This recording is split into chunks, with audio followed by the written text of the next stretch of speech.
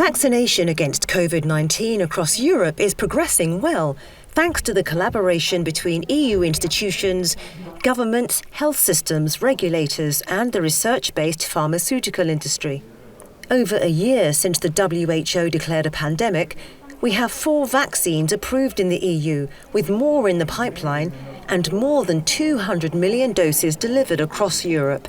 One of those vaccines is from Pfizer and German company BioNTech, proven to be up to 95% effective in preventing Covid-19 using a flexible technology called messenger RNA, developed over decades and now deployed for the first time. The mRNA technique in infectious disease and in vaccine development is a brand new technique. And the Pfizer-BioNTech vaccine was the first vaccine licensed based on an RNA platform. RNA vaccines work by introducing into the body a messenger RNA sequence. That contains the genetic instructions for the vaccinated person's own cells to produce the vaccine antigens and generate an immune response.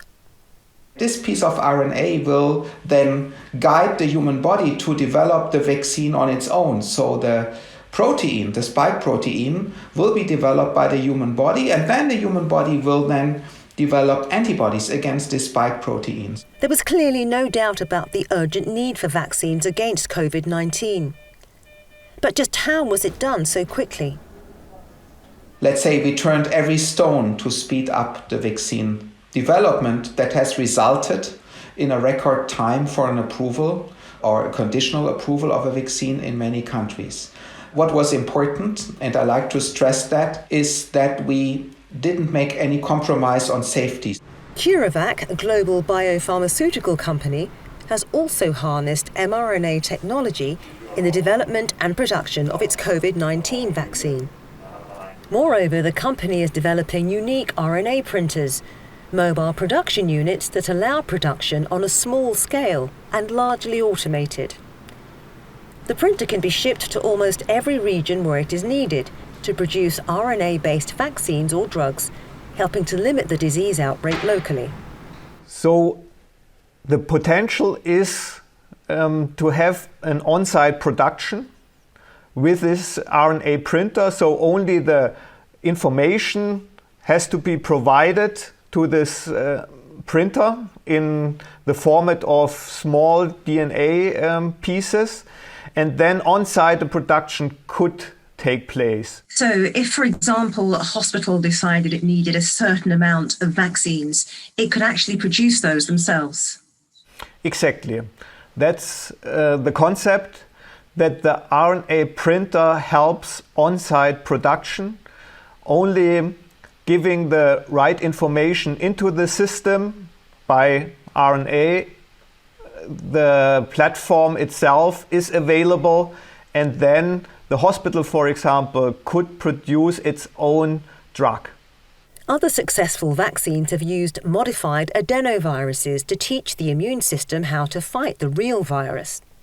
Johnson & Johnson's Ebola vaccine uses this technology, and they're working on vaccines for HIV, RSV and Zika virus too. Trials showed their Covid-19 vaccine was immunogenic after a single dose.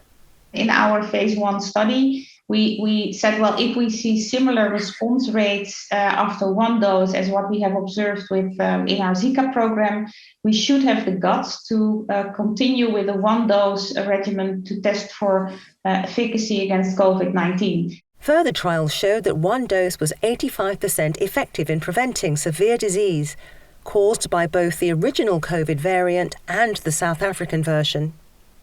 The outcome of that study indeed showed that 1 dose already provided efficacy, not only against the virus, but also, and that of course is very important, against a new variant of concern that was circulating in South Africa, where we observed similar efficacy against severe disease, hospitalization and death. We completely prevented in our trial hospitalization and death from that variant.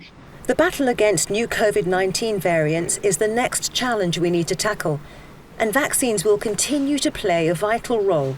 We need to further screen the effectiveness of our vaccine against those different mutants.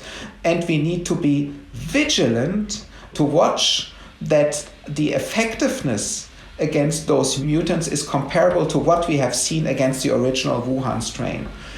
If we see signals on that, we will certainly be able to change our vaccine and adapt it to the latest epidemiological situation. Vaccination is essential to overcome this crisis. To really get out of a situation that we are currently in, a pandemic situation, vaccines are really at the forefront. We are all very proud and committed to contribute here to a solution to fight the pandemic. The COVID-19 pandemic has affected every one of us. Vaccination is a vital tool we can use to protect ourselves and our loved ones and help the world get back to normal.